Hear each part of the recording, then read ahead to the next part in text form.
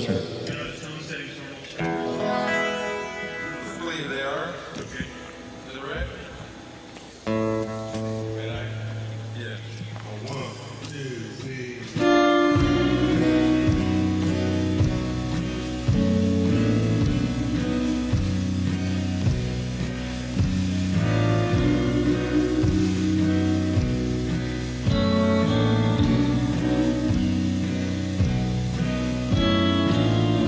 Western stars out of the sky,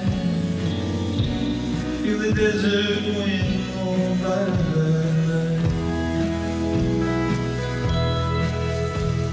night. Western stars will break your heart, keep shining when we're apart tonight.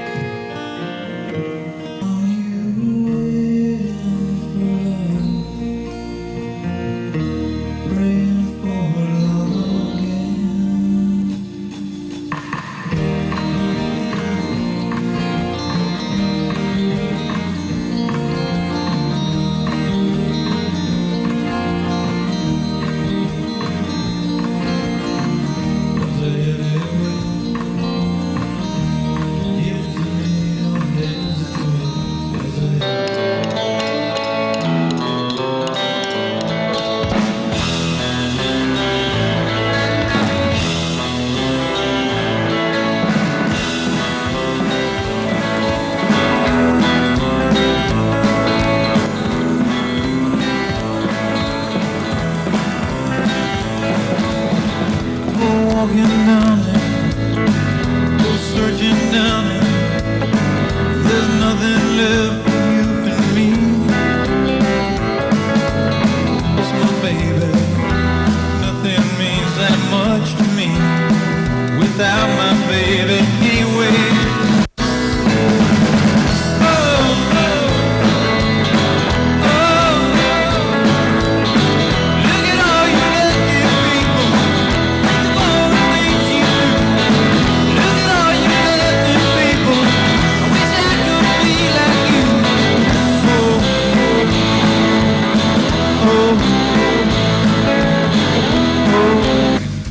Stop it. Go ahead. I can't hear you. Keep playing.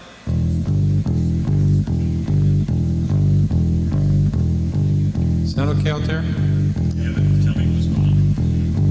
First of all, let me kill in the house.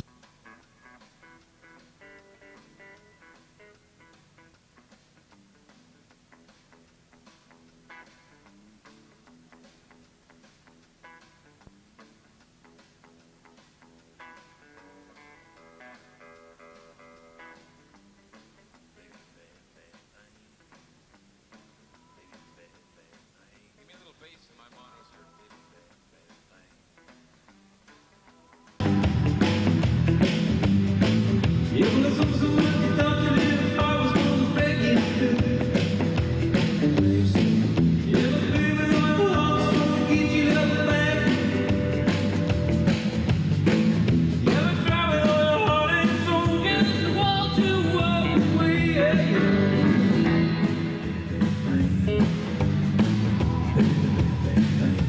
Voice up a little bit. Feel like crying, feel like crying.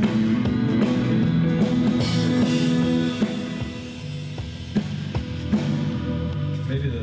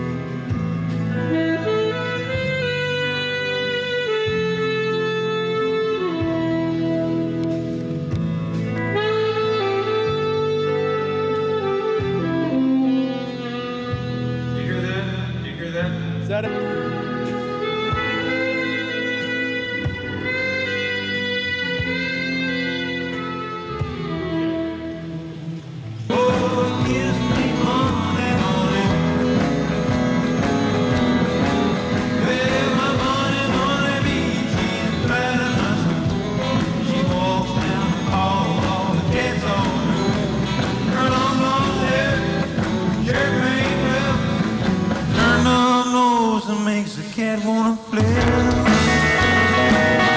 fall for bunny, bunny, bee, bunny, bunny, bunny, bee, yeah.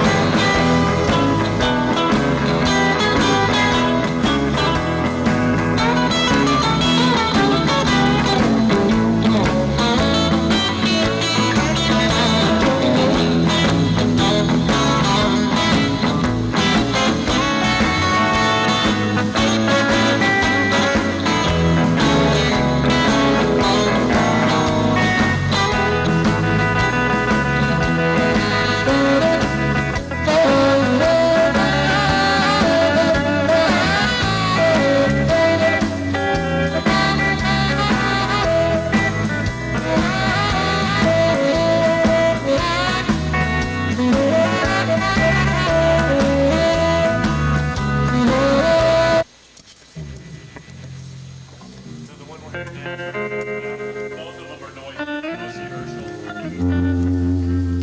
Three.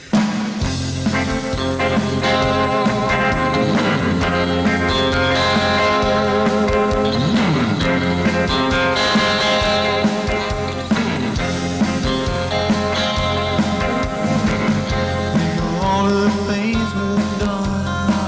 You decided I'm not the one. Love like ours just can't go wrong.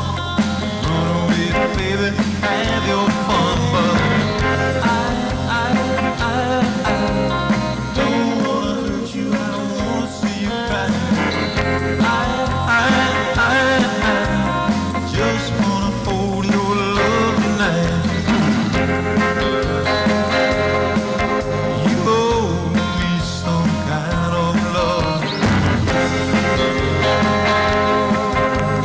I don't wanna see you sad. I don't want you to be let down. I only want you to say you love me and you need me. Hey, I love you. Please believe me. I don't wanna hurt you. I don't wanna see you cry. The groovy? Thanks for taking time out. No problem, man. First thing I want to ask you is about this album. All my friends, they come up to me, they're going to interview Chris Isaak. Are you okay? I mean, how's the therapy going? This girl, did she really break your heart? What was the story? I'm okay now. You know, I just it just sounds like, I guess to other people they think they have more insight of what's going on in my life or something, but I make records, you know, so you're going to hear about it. And is this a little opening yourself up? Is this the most open you've ever been? No, I mean, it's like, it sounds like you're opening yourself up, and I guess I try to be as honest as I can on the record, but the reality of it is people don't really care much, I don't think, about what somebody else's life, what's going on in it. You know what I mean? Not really. You know what I mean? There might be a few fanatics out there who are interested in, they watch your show, and they want to know just how you feel that day, but most people, they listen to a record or watch TV or something, does it hand them a laugh? Is it fun for them? And it's not a big window onto my life. It's like, if it's any good, it's a mirror onto theirs. You know what I mean? Yeah.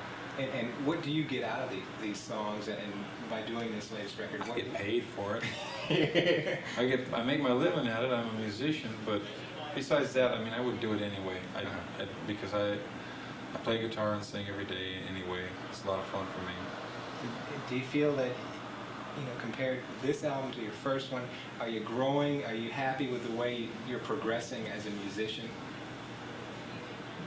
I'm happy with it, yeah. I mean, just the fact that I've been able to keep a band together and stay signed to a record contract. I mean, what happened to, a lot of the bands that I saw have come and gone. Where's Lone Justice or Men at Work, or who did I see today? I saw Cyndi Lauper was on TV, and I mean, you see people that they come into the scene and then they take off for a while, come back, and it's hard, to keep making records. One of the guys that I idolize is Brian Setzer, and I know that you...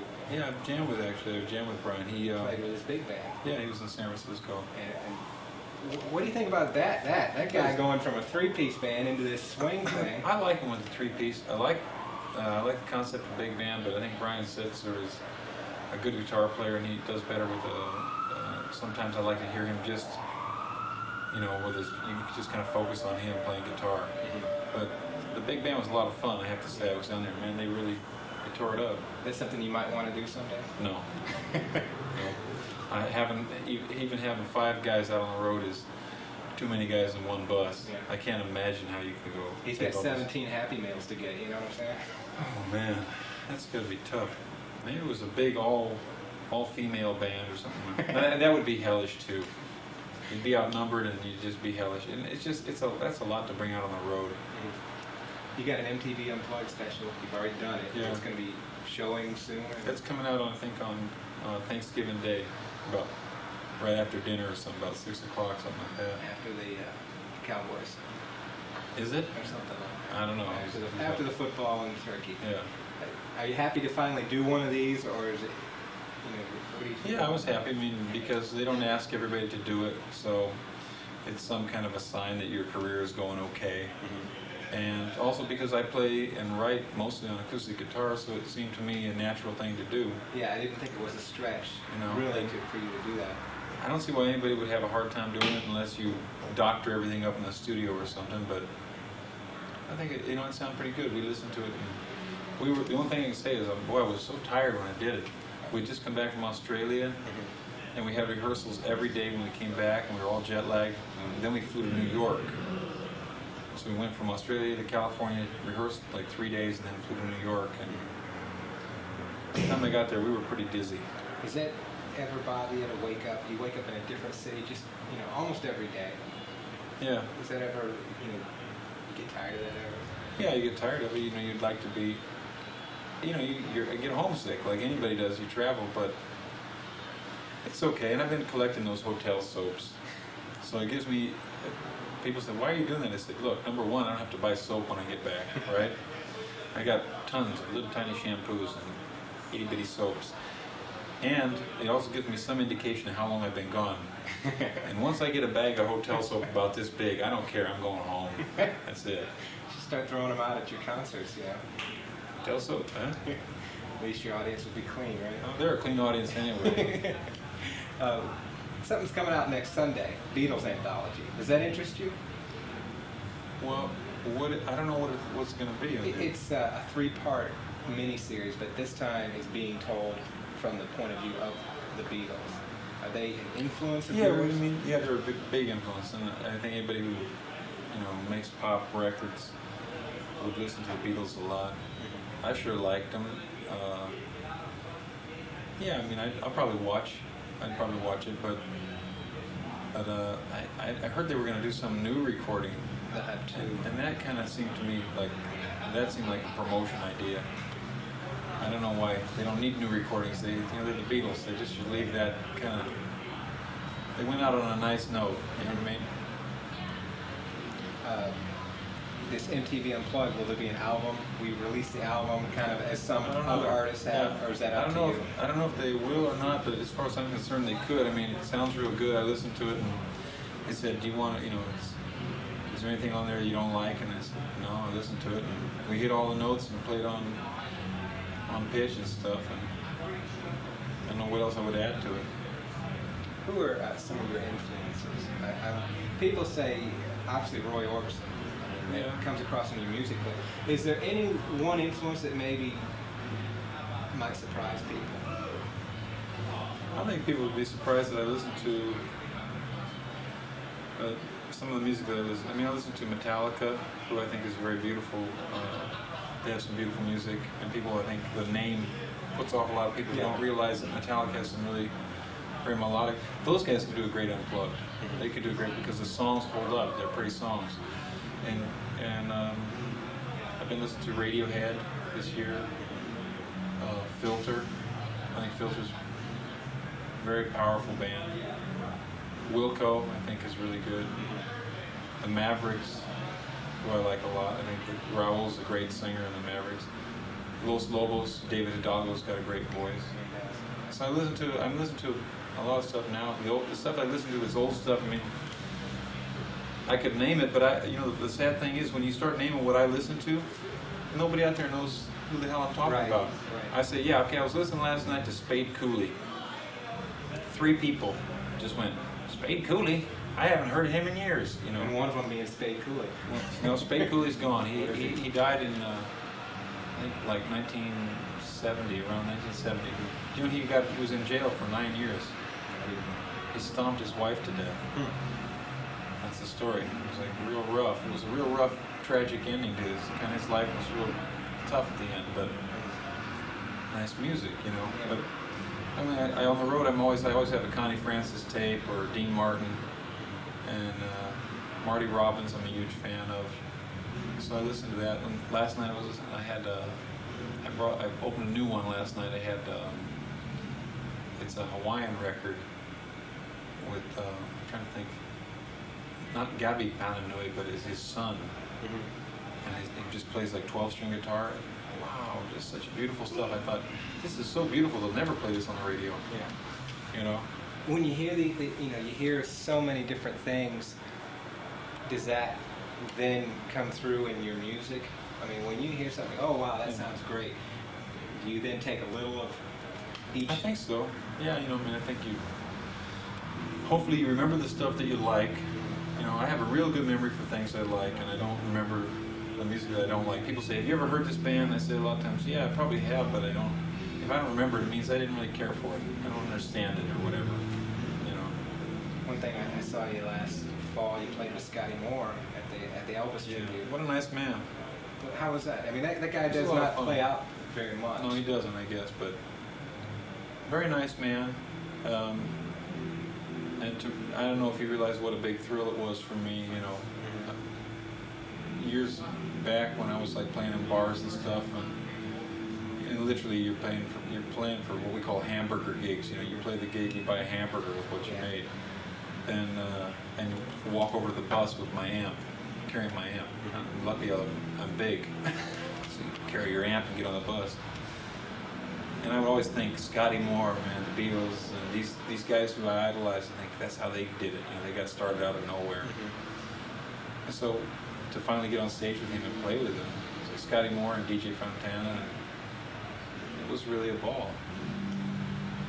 Very nice guy. What do you think you may be doing for your next album? I know you just had one out. Yeah. Have you thought about what's your next move? Just I want to make it pretty. I like to make some pretty songs, things that I sing well, and hopefully something real, something that's that's going on in my life. Past that, just keep it simple and make it fun for the people I'm working with and everything. And then usually, if it's fun for me and the people I'm doing it with, it shows up on the record. And how's the acting career going? I haven't done much acting because I've been on the road every day, but I have a few days off, and I got like a one-day part in a film that Tom Hanks is doing. He's directing a film, and so I'm going to have a little part in that. It should be fun. I guess it'll be fun. It'll probably be fun when it's over. I'm always nervous before I do it, you know. It's like we did an MTV, this like fashion show. I hosted this fashion show. Had Evangelista, what's her name? Is it Linda Evangelista? I don't know what the girl. She's a high fashion model. I think Naomi Campbell and Lena Christensen and what's that? There's that little one now that's going on with some actor. You know? Would that be Kate Moss? Kate Moss. She was there. The little waif. I don't know fashion models. I can't. Naomi Campbell I recognize, and Helena I knew because I worked on the video, but I don't really recognize them. But we hosted that fashion show, and it was people said it was fun because had all these beautiful women. Number one, I didn't have anything to do with the women. You know, I mean, I'm there, I'm hosting, I'm wearing a tuxedo, reading off a card, and it wasn't fun during the day. It was nerve-wracking. But at the end of the day, it was like when they stopped, then it was fun. It's like that old thing, why are you hitting yourself with a hammer? Because it feels so good when I stop. Yeah. That's kind of show business. So tonight, what do you think? What are we going to see tonight? A little bit of everything throughout your musical career. You got any surprises? Roll. Okay. Your video the latest one, Go Walking Down There, I think is hilarious. And some people, that's one thing I want to ask you. People may think you're this dark, moody character, but I think you're very funny. Well, I think I try to put it in this perspective. It's like, look, I take the music very seriously. When I come out and play a show, I'm real serious about hitting the notes and the band being on time. You know, we have sound check, we rehearse, we get it together, and I'm proud of it. I think got a real good band, and I'm proud when I hit the notes, I feel good. That I take seriously, the music, but personally, taking myself seriously or the band taking themselves seriously, I mean, there's nothing, you don't have to take us seriously. Yeah. Why should you? I mean, you don't, that doesn't come with it.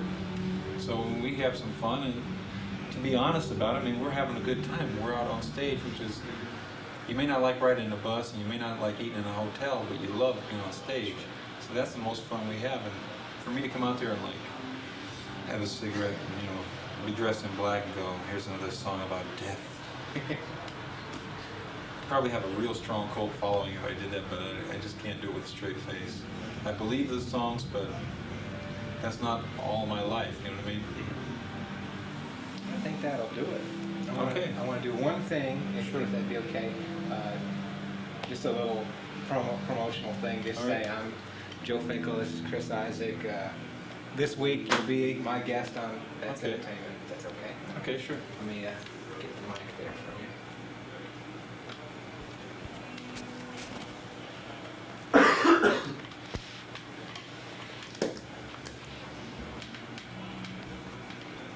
Can you, I think I can get you do I need to scoot in closer to him?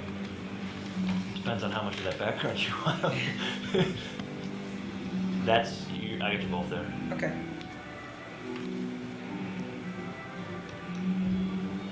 And again, I appreciate you taking time out No to problem, talk to me. man. What a beautiful theater this is. It really is. This is my first time here. I'm just amazed. Best place to hear a show in town. I'll put my jacket on, so it'll be fancy jacket. Thank you. It's fancy jacket night here at the Fox. There you go. All righty. Can I say hideous jacket night? Hey, ouch. Hurt from here. Hey. It's for you. You want to wait until that?